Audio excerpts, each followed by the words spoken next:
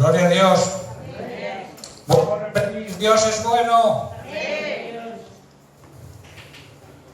Bien, pues estamos contentos, felices, dichosos, bienaventurados, que es lo que significa eso, ¿no? La Biblia dice que somos bienaventurados, somos felices, dichosos. ¿Hay alguien aquí que no esté feliz? ¿Hay alguien aquí que no sea bienaventurado? Pues somos bienaventurados, porque así lo dice la palabra de Dios. Somos los hijos de Dios, somos la familia de Dios y nos sentimos gozosos, felices y dichosos.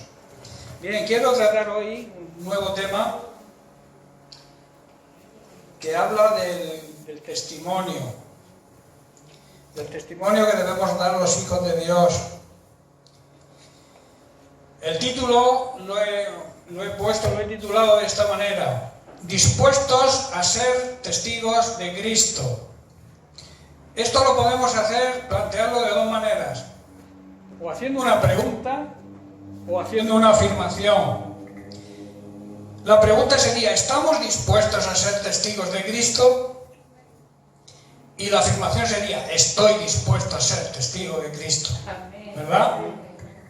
Pues yo quiero hablaros hoy de un testimonio, de un joven que dio su vida en testimonio y que gracias a su testimonio se convirtieron muchas más almas con su muerte que muchas personas durante toda una vida larga han podido conseguir. A veces pensamos que por ser joven no se debe dar testimonio, que ya tendremos tiempo. Pero hay muchos jóvenes en la Biblia que dieron un gran testimonio y que gracias a su testimonio muchas almas se convirtieron. Yo quiero hablar de Esteban. El nombre de Esteban significa corona. Luego iremos analizando porque la psicología de los nombres tiene gran importancia en la Biblia. Entonces la pregunta es esa: ¿estamos dispuestos a dar buen testimonio de Cristo? Estamos dispuestos. Amén. Aleluya. Hecho la pregunta. Qué bueno. Parece que no os habéis despertado todavía. Lo voy a volver a preguntar. ¿Estáis dispuestos a dar testimonio de Cristo? Pues hay que darlo. Vamos a hablar de Esteban. Voy a explicar lo que significa testimonio. Testimonio es una serie de pruebas para confirmar un hecho o un acontecimiento. Las pruebas demuestran el testimonio y estas pueden ser de una manera oral, o sea, con la boca, o de hecho, con lo que hacemos. Entonces, el hecho es en lo que creemos y en quién creemos. Ese debería ser el hecho, ¿no? Y el acontecimiento es la obra redentora de Cristo. Y nosotros debemos demostrar ese testimonio, debemos demostrar ese hecho de en quién creemos y en qué creemos, y el acontecimiento de la obra redentora de Cristo debemos demostrarlo diciéndolo, pero viviéndolo también. Que quizás sea más importante vivir, dar testimonio vivo de en quién creo y en lo que creo, para que el mundo que nos rodea pueda ser impactado. ¿Sabéis que Esteban fue el primer mártir del cristianismo? No negó a Jesús aún cuando él sabía que se jugaba la muerte. Esteban no fue contemporáneo de Jesús y era un joven. Pedro vivió 3 años y medio siguiendo al maestro y era ya mayorcito. Y cuando abrazó a Jesús diciéndole: yo no te negaré, Jesús le dio un abrazo de amistad, un abrazo de amor y de misericordia. Pero le dijo: Pedro, antes que el gallo cante, me vas a haber negado 3 veces. Y Pedro le respondió: aunque todos estos te nieguen, yo no te negaré. Y todos los demás dijeron lo mismo. Y en el momento en que detuvieron a Jesús en Getsemaní, Salieron todos disparados. Y vieron un milagro allí también. Vieron como Pedro, que era como se suele decir, un tipo echado para adelante, sacó su espada y le cortó una oreja a un tal Malco. Jesús le dijo: Pedro, no seas violento, envaina tu espada. Y recogiendo la orejita de Malquitos del suelo, se la volvió a pegar. Pero cuando en el patio donde ya habían prendido a Jesús, el pariente precisamente de Malco le acusó, otro que vio el milagro, que estaba en el huerto, vio el milagro y no creyó en Jesús. Le dice: tú eres uno de ellos, porque te vi en el huerto y era pariente de aquel que le habían cortado la oreja. Eso demuestra que hay muchas personas que ven milagros, ven la poderosa mano de Dios y son tan ceborros, perdonadme la expresión, que niegan a Jesús. No debemos negar nunca a Jesús. Él también dijo: el que me negare delante de los hombres aquí en la tierra, yo le voy a negar delante de mi Padre que está en los cielos. Negar a Jesús a veces no es decir que no eres creyente. Negar a Jesús es decir que eres creyente y no demostrarlo, no dando un buen testimonio. Eso es negar a Jesús también, aunque te creas creyente, aunque digas que eres creyente. Pero si niegas a Jesús con tu vida, estás haciendo lo mismo que hizo Pedro: traicionarlo, negarlo. En cambio, Esteban, que como he dicho en griego su nombre significa corona, se despojó de su corona, la entregó a los pies de Cristo y dio testimonio hasta que lo mataron apedreado. ¿Cuántos de nosotros estaríamos dispuestos a morir apedreados por dar testimonio de Cristo, por testificar de Cristo? Fue un diácono de la iglesia primitiva, el primero, como he dicho, de los mártires. Esteban se ganó la enemistad de sus contemporáneos y de varias sinagogas por sus enseñanzas. ¿Cuáles eran sus enseñanzas? Las de Cristo. Él seguía fielmente las enseñanzas de Cristo. Por eso murió Cristo, porque las enseñanzas que él predicaba no gustaban a los religiosos de la época. Y los romanos lo mataron, porque para los romanos solamente había un dios, un rey, que era Herodes.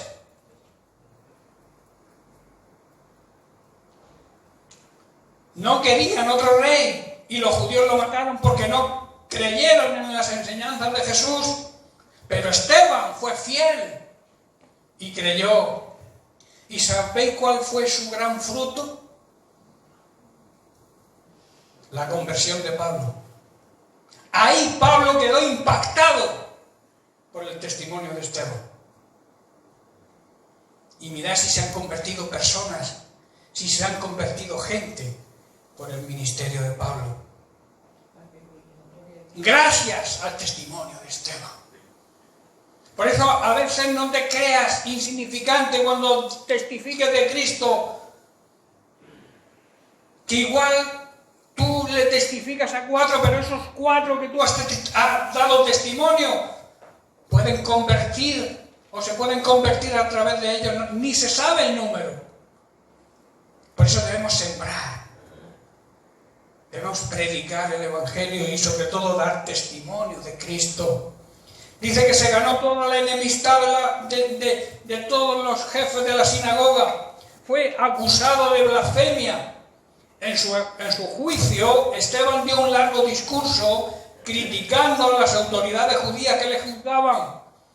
Fue condenado a morir apedreado. Su martirio, esto es lo importante, fue contemplado por un tal Saulo de Tarso, un fariseo que posteriormente se hizo seguidor de Jesús. ¿Y qué seguidor, verdad? En Hechos capítulo 22, verso 20, después de su conversación y cuando fue enviado por Jesús a testificar a los gentiles, le dijo Pablo a Jesús: y cuando se derramaba la sangre de Esteban, tu testigo, yo mismo allí estaba presente y consentía en su muerte, guardando las ropas de los que le mataban. Yo estoy seguro que él quedó impactado por el testimonio de Esteban. Y cuando en el camino de Damasco se le apareció Jesús, no dudó en reconocer a Jesús y en seguir a Jesús, ponerse a las órdenes de Jesús. ¿Qué podemos aprender de la vida de Esteban? Mucho. Los jóvenes y también los mayores. Esteban fue y estaba lleno del Espíritu Santo y lleno de fe. Para poder dar testimonio de Cristo, tienes que estar completamente lleno del Espíritu Santo y que tu fe sea una fe verdadera y auténtica. No una débil fe, ni una fe que fluctúa, que cuando me va bien creo y cuando no me va bien no creo. Debemos creer como Esteban hasta la muerte. Amén.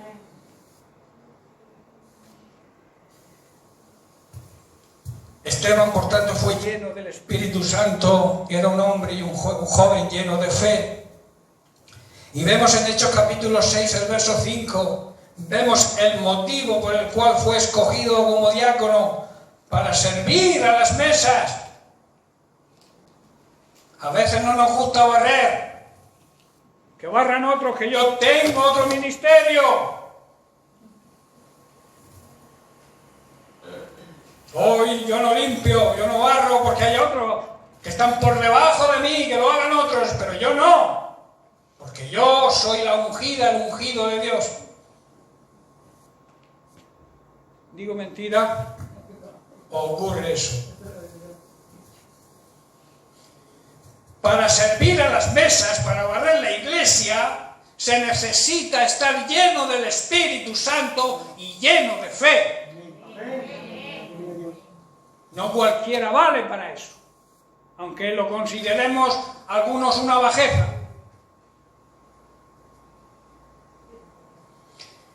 Agradó, dice el verso 5 de Hechos 6, agradó la propuesta a toda la multitud. A todos les pareció bien la elección de Esteban. Y eligieron primeramente a Esteban, y dice, varón lleno de fe y del Espíritu Santo. Tremendo, ¿eh? Y luego nombra a los 6 siguientes diáconos que se nombraron. El libro de los Hechos nos presenta a un hombre fiel a Dios y a un hombre lleno del poder del Espíritu Santo. Varón, dice, lleno de fe y del Espíritu Santo. Dos grandes cualidades para poder dar testimonio de Cristo. ¿Estás lleno del Espíritu Santo? ¿Crees de verdad? ¿Tu fe no la mueve nadie? Pues es así. Uno me ha dicho que sí. Bueno, vale. Con ese uno se puede conquistar Europa y el mundo entero. Con uno que diga, aquí estoy dispuesto a servir y a dar testimonio de la verdad. Con valentía, con fe y lleno del poder del Espíritu Santo, de la dinamita del Espíritu Santo. Cabe señalar que siempre ha habido creyentes fieles, siempre, cuyo amor y compromiso con el Señor han dado brillo, han brillado, y que la gente se ha dado cuenta. Esteban era un hombre así, solo con mirarle a la cara se le notaba esa fe y esa llenura del Espíritu Santo. ¿Qué notan la gente que nos rodea cuando nos miran? Hagámonos esa pregunta. Cuando los vecinos nos miran, y más ahora en los tiempos que estamos viviendo, quizás ese vecino viene pidiendo ayuda porque tiene temor, tiene miedo a las circunstancias y al tiempo que estamos viviendo. ¿Qué ve en tu cara? ¿Ve la paz del Señor? ¿Ve que no hay temor? Eso es lo que el mundo que nos rodea necesita. Que reflejemos a Cristo. Que cuando nos miren a la cara como miraron a Esteban, vieran el rostro como de un ángel. ¿Sabéis lo que significa ángel? Enviado, ministrador, enviados por Dios. Nosotros podemos hacer también aquí en la tierra el papel de ángeles, predicando el Evangelio a todos aquellos que lo necesiten. Nosotros tuvimos un ángel, ¿verdad?, que nos predicó el Evangelio, que nos dijo: convertíos, el Señor te ama, el Señor creó un plan de salvación para tu vida. Quiere darte gozo, quiere darte paz, quiere darte alegría. Cuando alguien viene a ti así, es como un ángel, porque Dios nos ha enviado, somos enviados a hacer eso. ¿Estáis entendiendo, hermanos? Esteban era un hombre así. Por eso debemos plantearnos las siguientes preguntas. ¿Notan los demás el compromiso que tienes en la obra del Señor? ¿Se dan cuenta los demás, incluso los hermanos, tu compromiso con la iglesia? ¿O vienes solamente a cumplir? Eso es religión y eso no vale. Debe haber un deseo de colaborar, de participar, de compromiso con la iglesia. Aquí estoy, hermano. ¿Qué necesitáis? ¿Qué hay que hacer? Ese es el trabajo de los diáconos. Ese es el trabajo de los verdaderos cristianos. Estar dispuestos a comprometerse. Por tanto, ¿ven los demás el compromiso que tienes en la obra? ¿O no lo ven? Otra pregunta: ¿te mantienes fiel aunque recibas críticas de los que te rodean? ¿O niegas? Por miedo al rechazo, niegas lo que eres. ¿Los demás ven en ti la unción del Espíritu Santo? ¿Ven que estás lleno de fe y del poder del Espíritu Santo? ¿Lo ven? ¿O pasas desapercibido en medio de los que nos rodean? ¿Ven los demás tu vida de santidad? ¿Ven los demás cómo vives? ¿Ven los demás que vives apartado de toda contaminación, de todo pecado? ¿Lo ven? ¿O ven que eres uno más? ¿Que eres igual que ellos? ¿Que has elegido otro camino, digamos, diferente, pero que haces lo mismo que ellos? ¿Vives en santidad? ¿Vives apartado? ¿Vives dedicado a servir a Dios? ¿Has sido transformado? El mundo debe ver eso. Y si no lo ve, tenemos un problema.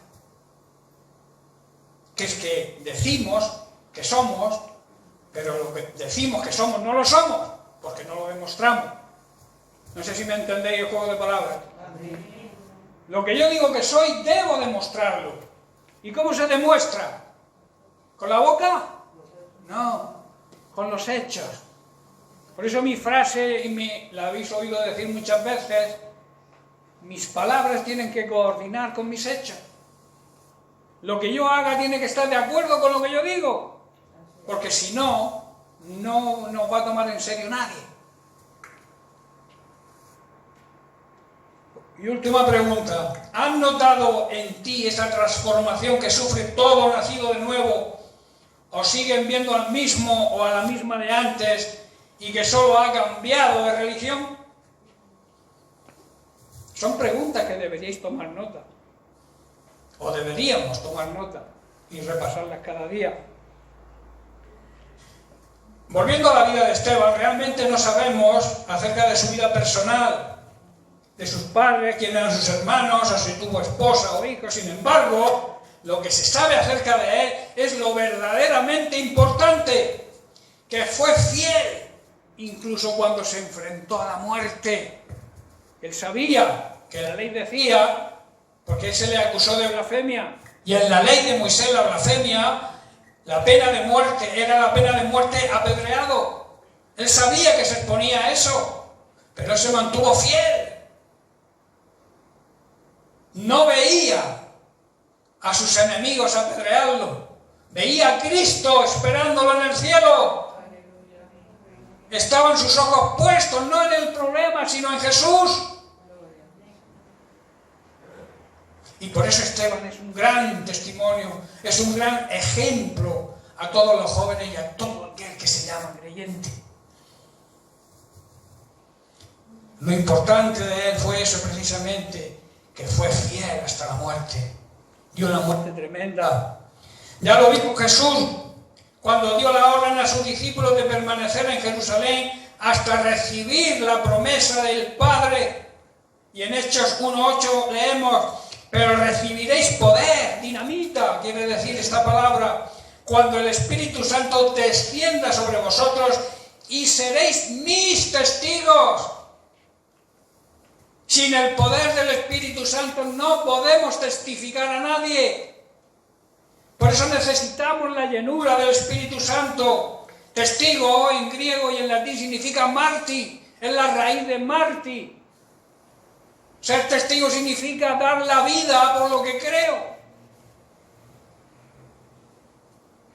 No es ver solamente y decir, sí, yo he visto, yo creo. Él está dispuesto a dar la vida por lo que crees, que es lo que hizo Esteban.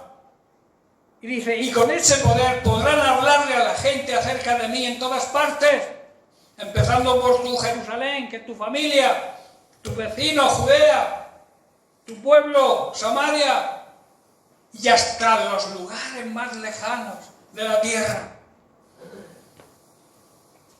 Puede ser usado por Dios grandemente, pero para eso tiene que estar lleno de fe y lleno del poder del Espíritu Santo. Por eso, resumiendo lo que es la palabra mártir, mártir significa una persona que muere y sufre grandes padecimientos en defensa de su creencia, de su convicción, de lo que cree. Persona dispuesta a testificar hasta la muerte si es necesario. Eso significa mártir, eso significa testigo. Los apóstoles aportaron un nuevo sentido a este significado de la palabra testigo, porque ellos dieron su vida en el circo romano, abrazados, no negaban su fe y eran devorados por las fieras, que esa es otra muerte también tremenda, ¿verdad? Pero no negaron a Jesús, eran testigos, eran mártires fieles. Y por tanto, como he dicho, el primer mártir del cristianismo fue Esteban, quien selló con su sangre y su testimonio lo que decía con su boca. Sus enseñanzas las llevó a cabo, testificando hasta la muerte, dando su vida por aquel que lo rescató. Jesucristo fue el mártir, ¿no? Murió por nosotros. Y eso merece que nosotros estemos dispuestos a dar nuestra vida también por Él. Y si yo, no ya de una manera física, hoy en día, por ahora aquí, en esta nación no hay persecución hasta la muerte física, que no sabemos cuánto tiempo estaremos así, pero en otros países están muriendo. Hay mártires cristianos, hermanos nuestros, que están matando, porque no niegan su fe. Esteban sería, digamos, el prototipo, el ejemplo, el molde que todos los que aman la verdad de Cristo tienen que seguir. Nuestro testimonio va a demostrar la verdad de la muerte y la resurrección de Jesucristo. Y aquí planteo otro par de preguntas. ¿Nuestro testimonio transmite fe a los que observan nuestra vida? Porque eso es otra cosa importante. Depende de cómo nos comportemos ante los problemas y las circunstancias. Y este tiempo que estamos viviendo, depende de cómo nos comportemos nosotros, le va a influir en la fe a todos aquellos que nos rodean, a nuestra familia no creyente, a nuestros vecinos. ¿Les estamos infundiendo fe? ¿O estamos compartiendo con ellos la duda y el temor? ¿O a la más mínima presión negamos nuestra fe? Son preguntas que dejo en el aire. que cada uno se aplique. Por eso, como he dicho antes, en Mateo 10:32 leemos: todo aquel que me reconozca en público aquí en la tierra, también lo reconoceré delante de mi Padre en el cielo. Y el verso 33: pero el que me niegue aquí en la tierra, también yo lo negaré delante de mi Padre en el cielo. ¿Quieres que Cristo dé testimonio de ti? ¿Queréis que Cristo dé testimonio de nosotros? Pues no podemos negarlo, aunque nos corten la cabeza. Porque la vida es corta. El morir, yo pienso que serán unos segundos. Pero la eternidad en el infierno, yo no la quiero. Yo quiero la eternidad con mi Cristo. Y si he de padecer y he de sufrir, y he de dedicar mi vida, que a veces pensamos en la muerte física, pero también la dedicación de nuestra vida.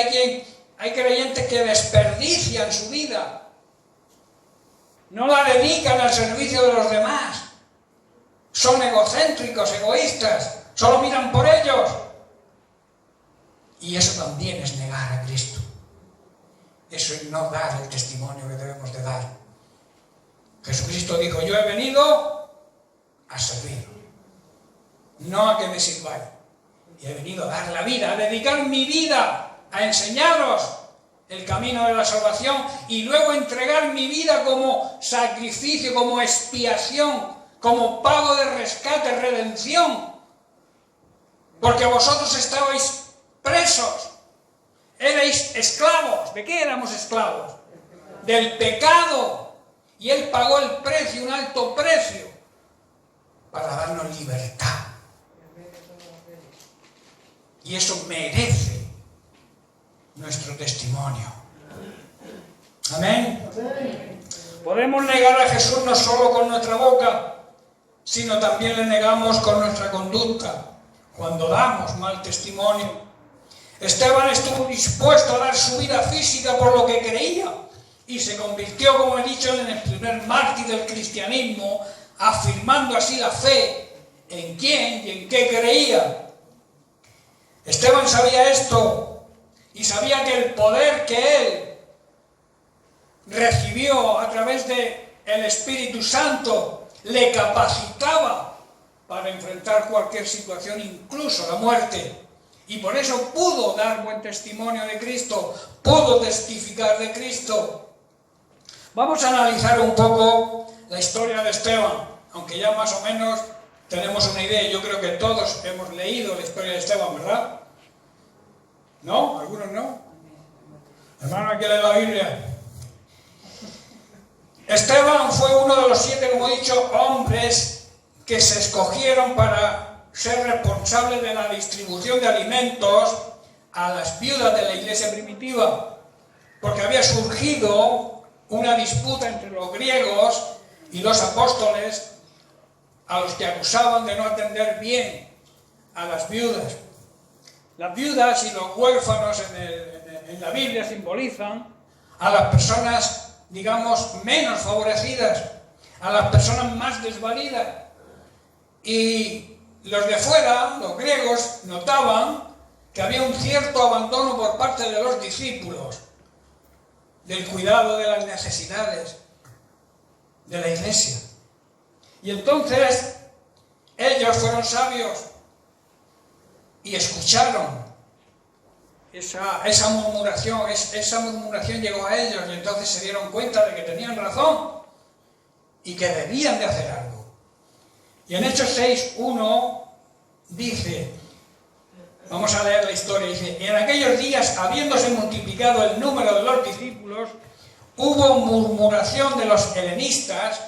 Los helenistas eran judíos que hablaban y observaban los usos y las costumbres de los griegos.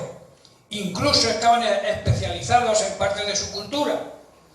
Y murmuraban contra los hebreos, contra el pueblo de Dios, porque sus viudas estaban desatendidas en el servicio diario.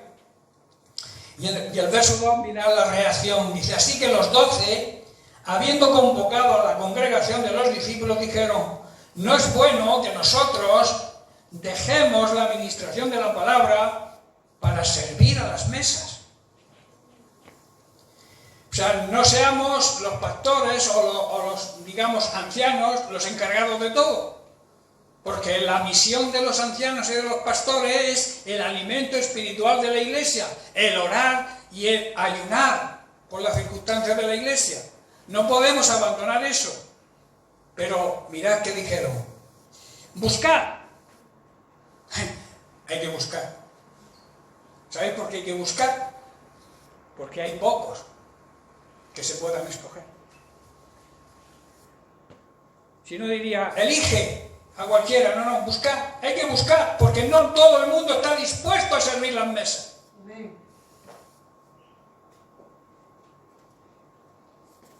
Buscar más bien, dice, hermanos, a 7 varones de entre vosotros, que sean de buen testimonio, llenos del Espíritu Santo y de sabiduría, a quienes encarguemos esta función. Servir a las mesas hace falta ser sabio, ¿no? Porque el plato hay que ponerlo boca arriba, no boca abajo.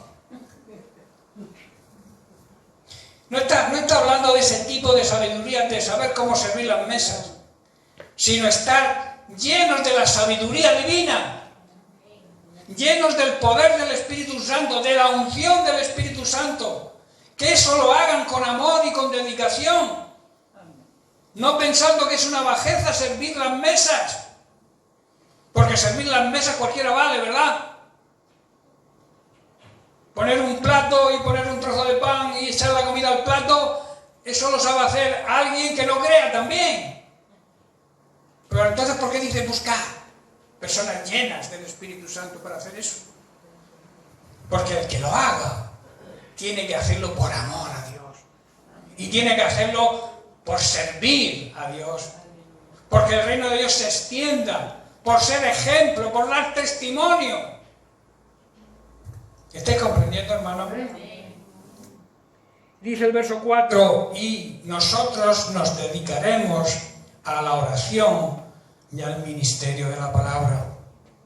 Buscaron una solución y la hallaron, la encontraron precisamente en los 7 diáconos que eligieron, y especialmente en Esteban. Vamos a analizar las características del testimonio de Esteban. En primer lugar, el testimonio de la vida de Esteban, como hemos dicho, estaba lleno de gracia y de poder. Ese poder, ese dinamis que se recibió el día de Pentecostés, cuando los discípulos y todos los que los rodeaban, todos los que estaban con ellos, recibieron la promesa del Espíritu, el poder recibido en ese día, lo tenía Esteban. Y lo puedes tener tú. Todos debemos poseer ese poder. Y solamente se tiene cuando se desea. Si yo estoy dispuesto a recibirlo, porque Pentecostés ya vino, el Espíritu, el poder del Espíritu Santo ya vino el día de Pentecostés. Solamente tengo que recibirlo, tengo que aceptarlo. Es como quien te da un regalo. Si no lo coges, no lo tienes, te lo ofrece. Pero al no cogerlo, al no recibirlo, no le sacas el beneficio. Por eso es importante entender que el Espíritu Santo ya vino, pero que necesitamos aceptarlo, recibirlo. En segundo lugar, el testimonio de su aprendizaje estaba lleno de valentía para testificar. La sabiduría y el espíritu con que les hablaba le venía del mismo Dios. Cuando tú tienes el valor, la valentía de dar testimonio de Cristo, Dios te da la fuerza y el poder para hacerlo. Amén. Porque no estás solo. Él está de tu parte, Él está contigo.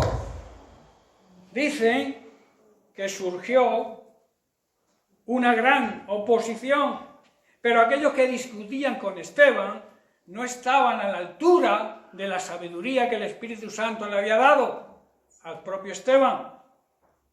Querían competir con él, se opusieron a él, pero dice la Biblia que la sabiduría de Esteban era superior a la sabiduría de aquellos que le prestaban oposición. Dice Hechos capítulo 6, verso 9, pero algunos de la llamada sinagoga de los libertos y de los de Cilicia y de Asia se levantaron para disputar, para hacerle oposición a Esteban. Y mirad qué dice el verso 10, pero no podían resistir a la sabiduría y al espíritu con que hablaba Esteban. Tremendo, ¿verdad? Cuando hay disposición, cuando hay denuedo, cuando hay valentía para dar testimonio, para predicar de Cristo con nuestra vida, Dios te da la fuerza, Dios te da la sabiduría y te da la autoridad para hablarle a los demás. Entonces los hombres decidieron acusarle falsamente, acusándolo de blasfemia, y lo arrestaron. En el verso 11 del capítulo 6 de Hechos seguimos leyendo. Dice, entonces sobornaron a unos varones que dijeran, le hemos visto, le hemos oído hablando palabras blasfemas contra Moisés y contra Dios. E incitaron al pueblo, a los ancianos y a los escribas, y cayendo sobre él lo arrebataron y lo llevaron al Sanedrín, delante del consejo. Y el verso 13 dice, y presentaron testigos falsos diciendo, este hombre no cesa de hablar palabras contra el lugar santo y la ley, porque le hemos oído diciendo que este Jesús el Nazareno destruirá este lugar y cambiará las costumbres que nos transmitió Moisés. Vemos a Esteban ante el consejo, ante el sumo sacerdote, y les hace con valentía un recordatorio bíblico desde Abraham hasta Salomón, demostrando que él también conocía la ley. Y mirad qué dice el verso 51 del capítulo 7, diciéndoles, duros de servir, o sea, tercos, e incircuncisos de corazón y de oídos. Estaba diciendo, sois como los que no creen, sois como los paganos, que decís que creéis, pero realmente no creéis. Vosotros resistís siempre al Espíritu Santo, como vuestros padres también lo estáis haciendo vosotros. Y el verso 52, ¿a cuál de los profetas no persiguieron vuestros padres y mataron a los que anunciaron de antemano la venida del justo, de Jesucristo, a quien vosotros ahora habéis negado y le habéis entregado y lo habéis asesinado? Era valiente, ¿eh? Se estaba jugando la vida, sabía que lo podían apedrear y que lo iban quizás seguro a apedrear, pero él testificó, dando testimonio y diciéndole a los sacerdotes, a los escribas, digamos a los religiosos de la época, lo que habían hecho, y que eran tercos, eran cabezotas. Dice, vosotros que recibisteis la ley por medio de los ángeles y no la guardasteis, o sea, deliberadamente habéis desobedecido la palabra de Dios. Vemos a Esteban ahí testificando sin ningún temor ante el consejo, sabiendo que estaba en juego su propia vida. Mirad que dice el verso 54. No sé si esto os ha pasado alguna vez. Dice, al oír estas cosas se enfurecieron en sus corazones y crujían los dientes contra él. Con rabia les enseñaron los puños, como diciendo, te vamos a dar de golpes. Porque la verdad ofende, ¿verdad? Cuando te dicen la verdad y tú no la quieres reconocer, levantas el puño contra aquel que te la dice, ¿verdad? Pues eso es lo que hicieron con Esteban. La siguiente característica de su testimonio era el de su apariencia. Lo que aparentaba su cara, su rostro, en medio del problema que tenía. Lo que los demás pudieron ver en el rostro de Esteban. Su rostro dice que era como el rostro de un ángel. Hechos 6:15 dice, pero al clavar en él la vista, todos los que estaban sentados en el Sanedrín vieron su rostro como el rostro de un ángel. Esteban era paciente en el amor y dando testimonio de su amor incluso hacia sus enemigos. Mirad qué dice el verso 60 del capítulo 7. Esto es impresionante, tremendo. Dice, y puesto de rodillas clamó a gran voz, Señor, no les tomes en cuenta este pecado. ¿Qué os recuerda esto? Las palabras de Jesucristo en la cruz, cuando le estaban crucificando. Padre, perdónalos, porque no saben lo que hacen. Esteban dio testimonio hasta ahí, hasta padecer la misma muerte prácticamente. Bueno, fue diferente, uno fue la cruz y otro fue apedreado, pero el fin fue el mismo, perdieron la vida física. Pero dio el mismo testimonio que dio Jesús en la cruz. ¿Estaríamos dispuestos nosotros a perdonar a aquellos que nos quitan la vida?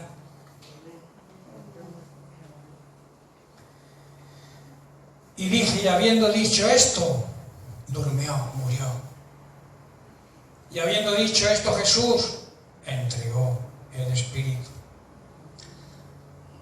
¿Sabéis que los que mueren físicamente por una enfermedad o por normalmente una muerte física normal, dan un último estertor que se llama, ¿no? Expira. Ese expirar, dicho por médicos, significa que el ser humano, el cuerpo humano, ante la muerte, quiere sobrevivir y da un último suspiro para intentar no morir. A eso se le llama expirar. ¿Pero qué dice la Biblia sobre Jesús? Entregó el Espíritu. No se resistió ni en el último segundo a morir. Entregó, dice, entregó el Espíritu. Y Esteban dice, y Esteban durmió, murió. Qué tremendo revelación, ¿verdad? Jesús ni dio el último suspiro para intentar sobrevivir a la vida física, porque sabía que estaba en juego tu salvación y la mía. Eso es tremendo. El que no se conmueve con esa declaración es porque no tiene sentimiento, no tiene corazón. A mí me conmueve estas revelaciones de la palabra de Dios, lo que Jesús hizo por ti y hizo por mí. Tremendo, ¿verdad? En Hechos 7 hemos visto el testimonio de Esteban, que quizás sea la historia más detallada y más breve de cómo el ejemplo de Israel con su relación con Dios, que encontramos en todas las Escrituras. Esteban no estaba preocupado por su existencia terrenal, como muchos de los seres vivientes solo les preocupa la vida aquí en esta tierra. Le hablas de la eternidad y huyen, no quieren saber. Tremenda terquedad, tremenda equivocación, cuando lo más importante no es el tiempo que estemos aquí en esta tierra, sino nuestra eternidad. Por eso debemos preguntarnos a nosotros mismos, y debemos preguntarnos a la gente, ¿dónde vas a pasar la eternidad? Sabéis que la eternidad es algo que no tiene principio ni tiene fin. Nosotros la vida física tiene fecha de caducidad, pero la eternidad no caduca. Y la eternidad en el infierno tiene que ser... Yo no quiero ni imaginármelo. No quiero ni imaginármelo. Y todos estamos expuestos si no reaccionamos, porque por otro lado no sabemos el momento en que vamos a dejar este cuerpo físico. No lo sabemos. Si lo supiéramos diríamos, un día antes me arrepiento, un día antes dejo de pecar, porque Dios no, si me arrepiento me perdona. Pero es que no sabemos el día ni la hora. Es que no lo sabemos ni cómo va a ser, si me va a atropellar un camión. o me voy a caer por un tejado o un precipicio, no lo sé cómo va a pasar. Por eso tengo que estar preparado. Porque no lo sé. La eternidad en el infierno es tremenda. Busquemos la eternidad con Cristo. Por eso dice que Esteban no estaba preocupado por su existencia terrenal. Tomó la decisión de estar firmemente del lado de Jesucristo, sin importar las consecuencias terrenales. Dios lo inspiró para hablar con valentía, acusando acertadamente a Israel de no reconocer a Jesús, de no reconocer al Mesías, que lo habían rechazado y lo habían asesinado. Tuvo valentía para decirlo. Esteban, como su nombre indica, recordemos que he dicho al principio que Esteban significa corona. Esteban echó su corona, la corona de su vida, a los pies de su maestro, y esperó para recibir la corona prometida a todos aquellos que se mantengan fieles hasta el final. Esteban recibió a cambio, por su gran testimonio, primero la corona del vencedor y una corona incorruptible, que quiere decir que no se cambia, o sea, que no se echa a perder, que no se pone fea. Las coronas que se reciben los atletas cuando compiten es una corona de laureles que a otro lado está seca, a otro día está seca, perdón. Pero la corona que Dios nos da, nos regala, si nos mantenemos fieles, es la corona de un vencedor. Por eso hay que correr para ganar y recibir esa corona incorruptible que no se puede corromper. En 1 Corintios 9, 24, Pablo lo expresa de esta manera: ¿no sabéis que los que corren en el estadio, todos a la verdad corren, pero uno solo recibe el premio? Corred de tal manera que lo obtengáis, o sea, que seáis vencedores. Todo aquel que lucha ejercita dominio sobre todas las cosas. Ellos, a la verdad, los atletas, corren para recibir una corona corruptible, pero nosotros para recibir una corona incorruptible. Nuestro premio es mejor que el que corre en un estadio, ¿verdad? Porque corre hoy lo proclaman campeón del mundo, y el año que viene nadie se acuerda. Y la corona que le pusieron pues está completamente seca y en la basura. La importancia de correr una verdadera carrera. Pablo decía: he llegado a la meta, he corrido la carrera que tenía por delante, me he mantenido fiel, quiere decir, hasta el final, y he recibido la corona. Qué tremendo, ¿verdad? La segunda es que recibió la corona de la vida.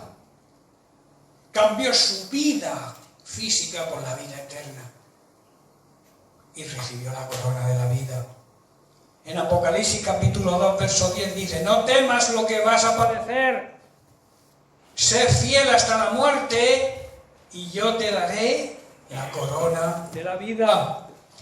En otras palabras está diciendo: no tengas miedo de lo que estás a punto de sufrir, pero si permaneces fiel, incluso cuando te enfrentes a la muerte, yo te daré la corona de la vida. ¿Qué dijo Jesús en Mateo 10:39? Dice: el que haya su vida, o sea, el que se preocupa solo de su vida, la va a perder, será un perdedor. Pero el que pierda su vida personal, su vida mundana, su vida física, por mi causa, la hallará. O sea, será un vencedor. ¿Tú quieres ser un perdedor? Preocúpate solo de tu vida, no te preocupes de nada más y serás un perdedor. Pero si te preocupas de servir a Dios, de dar testimonio de Dios, de testificar fielmente, serás un vencedor, porque encontrarás la verdadera vida, que es la vida eterna. Amén. Bien, pues lo vamos a dejar aquí y seguiremos la semana que viene, porque quiero entrar en otro concepto diferente sobre este tema que analizaremos la semana que viene. Que Dios les bendiga.